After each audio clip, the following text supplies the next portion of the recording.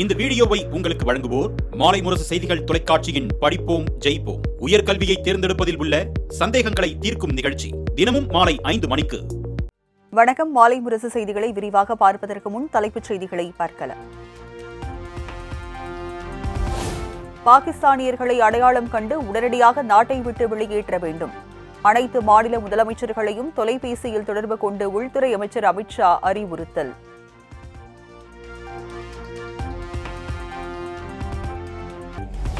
பஹல்காமில் நடத்தப்பட்ட தாக்குதல் மனிதகுலம் மீதான தாக்குதல். அன்பையும் சகோதரத்துவத்தையும் அழிக்கும் வெட்கக்கேடான செயல் என்றும் மக்களவை எதிர்க்கட்சித் தலைவர் ராகுல் காந்தி விமர்சனம்.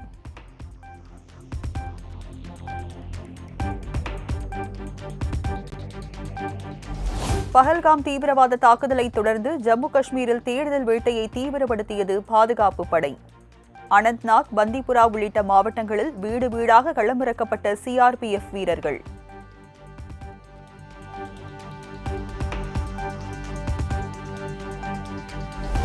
காவல்துறை மூலம் துணைவேந்தர்கள் மிரட்டப்பட்ட விதம் அவசர கால நாட்களை நினைவூட்டுகிறது. தமிழகத்தில் காவல் ராஜ்யமா நடக்கிறது எனவும் எக்ஸ் தள பக்கத்தில் ஆளுநர் RN ரவி பகிரங்க குற்றச்சாட்டு.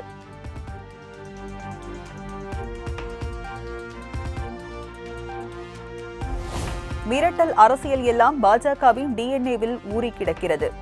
துணைவேந்தர்கள் மிரட்டப்பட்டிருப்பதாக குற்றம் சாட்டிய ஆளுநருக்கு அமைச்சர் கோவி செழியன் பதிலடி.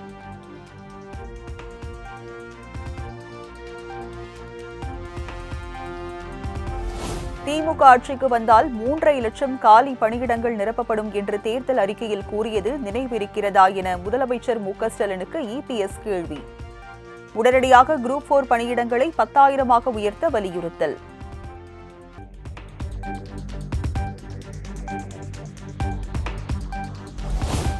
அதிமுக மாவட்ட செயலாளர்கள் கூட்டத்தில் ஒரு வார்த்தை கூட பேசாத செங்கோட்டையன் முதல் ஆளாக அரங்கத்தில் இருந்து வெளியேறியதால் அதிமுக நிர்வாகிகளிடையே சலசலப்பு.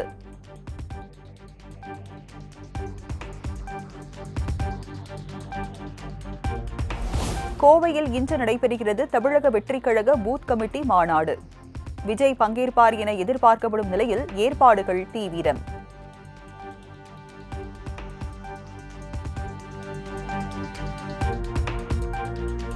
தமிழ்நாட்டில் 10 இடங்களில் 100 டிகிரி ஃபாரன்ஹீட்டை தாண்டி வெப்பம் பதிவு. அதிகபட்சமாக கரூர், பரமத்தி மற்றும் மதுரை விமான நிலையம் பகுதிகளில் 105 டிகிரி ஃபாரன்ஹீட் வெப்பம்.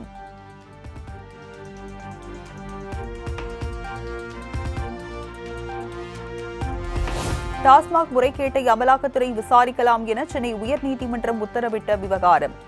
தமிழக அரசு மற்றும் டாஸ்மாக் நிர்வாகம் சார்பில் உச்சநீதிமன்றத்தில் மேல்முறையீடு.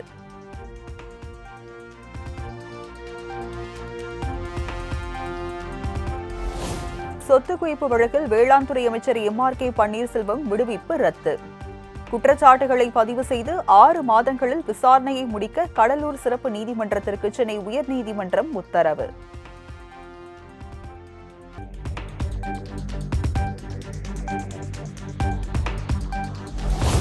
அமைச்சர் செந்தில் பாலாஜிக்கு எதிரான சட்டவிரோத பணப்பரிமாற்ற வழக்கில் ஜாமீன் உத்தரவாதம் தாக்கல் செய்யாத 2 பேருக்கு நீதிமன்ற காவல். ஜாமீன் உத்தரவாதம் தாக்கல் செய்யாததால் சென்னை முதன்மை அமர்வு நீதிமன்றம் உத்தரவு.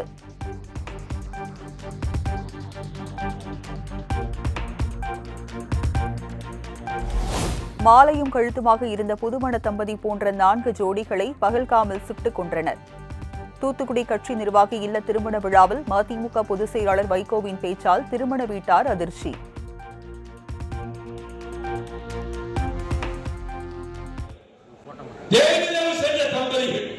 இப்படி திருமணத்தை முடித்துக் கொண்டு மாலையும் கழுத்துமாக கணவன் மனைவி 2 பேரும் நல்ல பொருத்தம், படிப்பிலும் பொருத்தம், வனப்பிலும் பொருத்தம், மேனி அழகிலும் பொருத்தம், நல்ல பொருத்தமான ஜோடி. ஒருவருக்கு இதற்காகவே படைக்கப்பட்டது போல கணவனும் மனைவியுமாக இங்கே அமர்ந்திருக்கிறார்கள். அப்படிப்பட்ட 4 தம்பதிகள் பகல்காமிலே அவர்கள் உயிர் குடிக்கப்பட்டது தீவிரவாதிகளால்.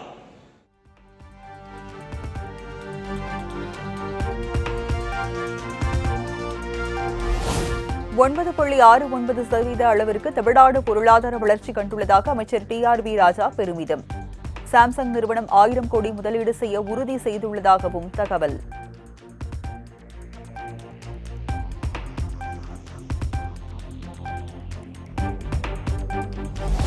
சேலம் மாவட்டம் ஓமலூர் அருகே கோயில் திருவிழாவிற்காக ஆட்டோவில் கொண்டுவரப்பட்ட பட்டாசு வெடித்து கோர விபத்து. குழந்தை உட்பட 4 பேர் உடல் சிதறி உயிரிழப்பு.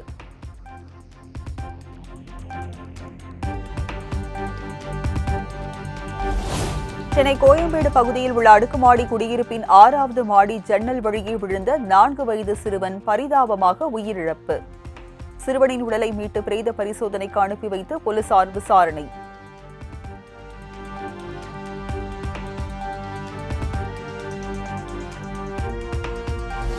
சித்திரை மாத பிரதோஷத்தையொட்டி தஞ்சை பெரிய கோயில், திருவண்ணாமலை அண்ணாமலையார் கோயில்களில் உள்ள நந்தியம் பெருமானுக்கு சிறப்பு அபிஷேகம்.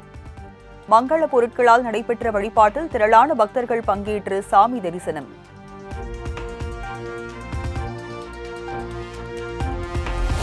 மறைந்த போப் பிரான்சிஸ் உடலுக்கு குடியரசுத் தலைவர் திரௌபதி முர்மு நேரில் அஞ்சலி. வாட்டிகன் சிட்டியில் உள்ள செயின்ட் பீட்டர் ஆலயத்தில் இறுதி மரியாதை.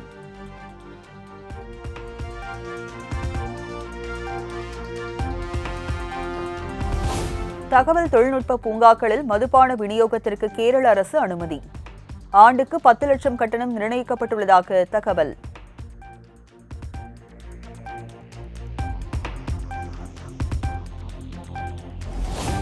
ஐபிஎல் தொடரின் 43வது லீக் ஆட்டத்தில் சன்ரைசர்ஸ் ஹைதராபாத் அணி வெற்றி. தோனி தலைமையிலான சென்னை சூப்பர் கிங்ஸ் அணியை 5 விக்கெட்டுகள் வித்தியாசத்தில் வீழ்த்தி அசத்தல்.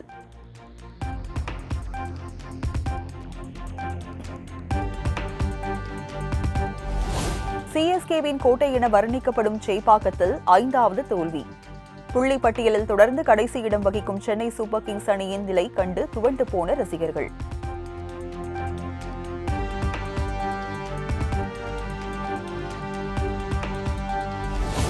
சென்னை சேப்பாக்கத்தில் சிஎஸ்கே எஸ்ஆர்எச் போட்டியை குடும்பத்தினருடன் கண்டுகளித்த நடிகர் அஜித்குமார்.